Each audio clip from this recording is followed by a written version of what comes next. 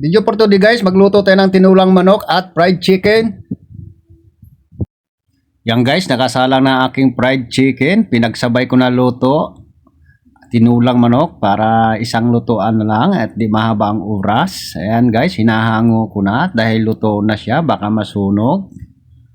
Habang nagluluto ako, ramdam ko ng init. Kaya naisip ko mag-relax muna ako kunti doon sa upuan. Tapat ng electric pan. Napakainit po talaga magluto. Hindi biro magluto. Magluluto ako guys. Ramdam ko na. Nagutom na ako. Sabi ko saglit na lang to. Mamaya makakain na tayo nito. Pag naluto na yan. Sa pagluluto guys, kanya-kanya tayo ng style. Pero halos na din isang lasa ang ating luto. May mga ibang ingredients lang na ating dinagdag para lalong sumarap. Malambot ng ating manok, pwede natin ilagay ang ating chicken job panglasa.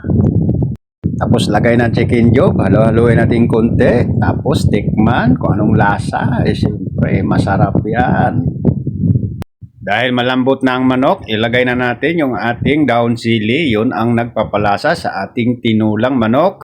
Tikman, sigurado kung tama na ba ang lasa bago ilagay talaga yung daon sili para sigurado na. Kasi yun ang final dahil kulo na lang yan at luto na agad ang daon sili. So ayun na guys, nilagay ko na ang daon sili. O mamaya kunti yan na, yummy na yan.